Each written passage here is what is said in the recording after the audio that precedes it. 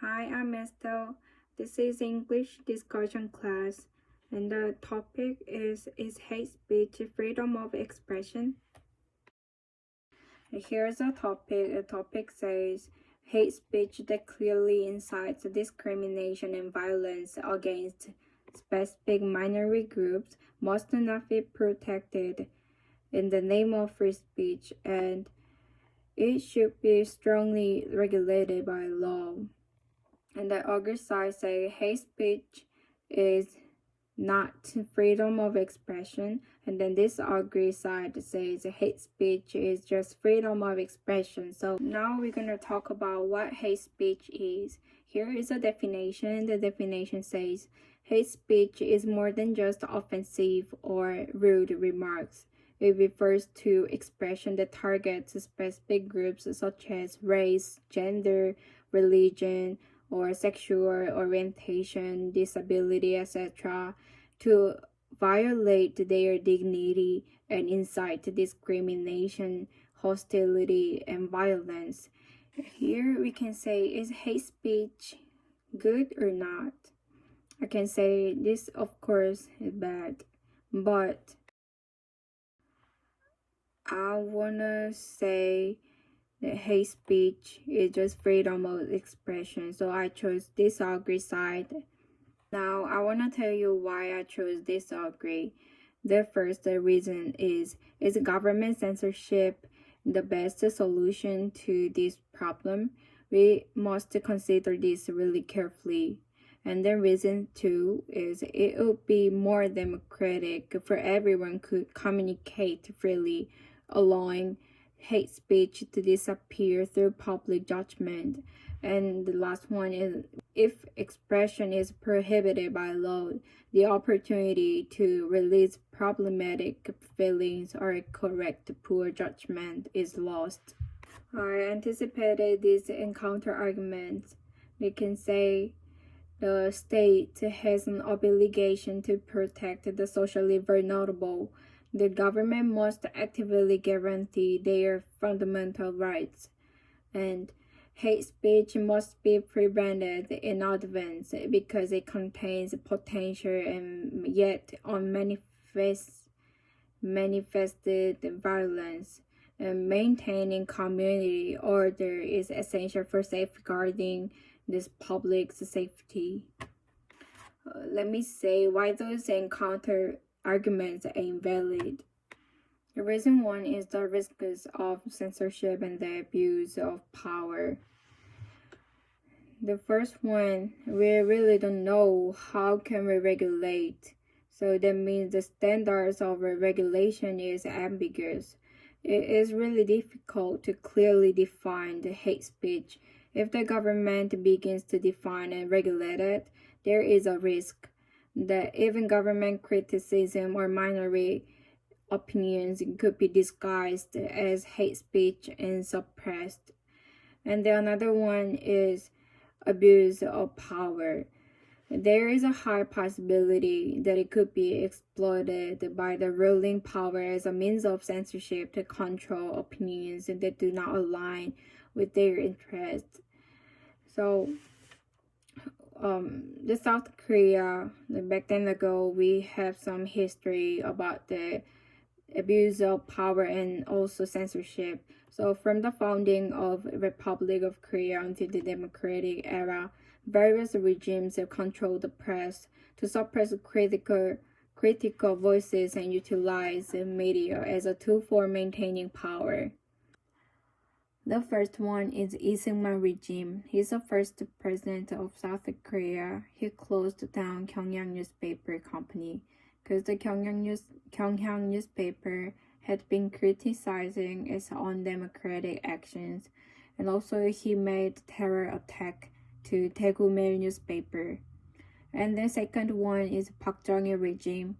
He is the first military regime, and he is a father of President first impeached. He closed down Minjok-ilbo.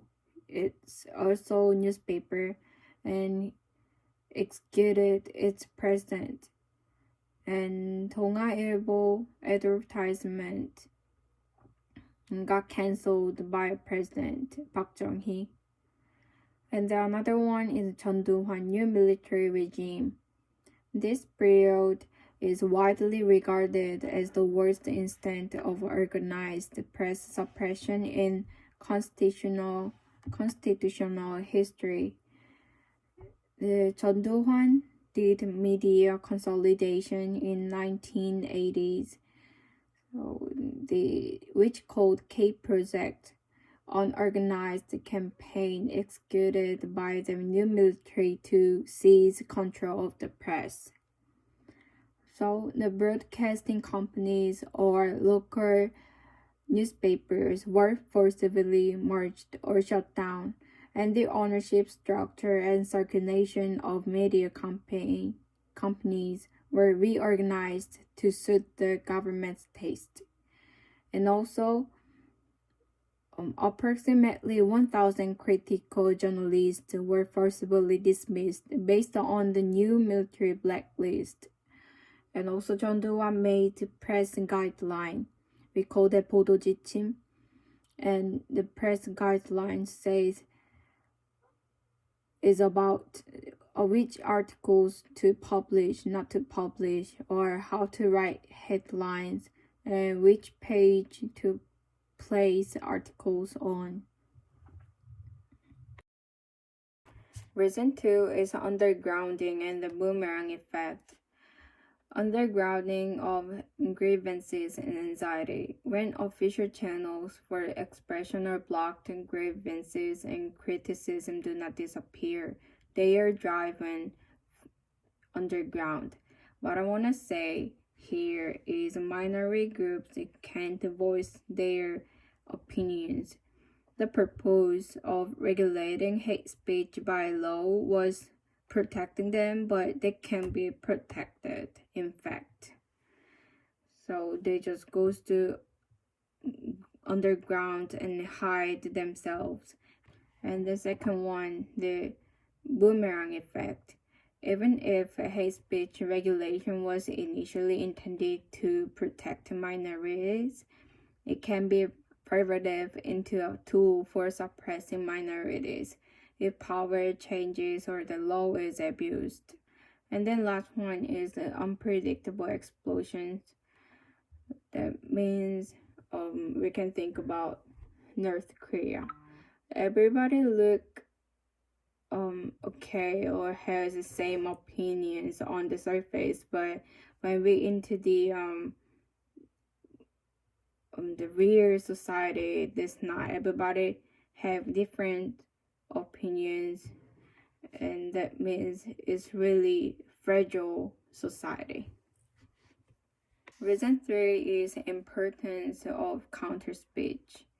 There is a term, marketplace of ideas. It says the belief is that when various ideas are freely exchanged or compete like in a market, the most rational and truthful ideas will ultimately win the competition and be socially adopted.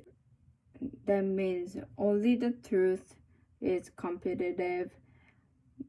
This is the underlying concept behind the First Amendment in the United States. In conclusion, hate speech is freedom of expression and shouldn't be regulated by law.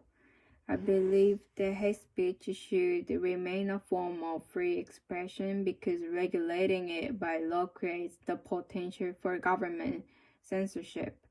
This could result in counterproductive effect where specific minority groups, rather than being protected, find their voices further suppressed. Instead, I believe hate speech should be addressed through a free and democratic process by allowing the public's counter speech to directly confront the prejudice and allowing individuals to voice their opinions. Thank you.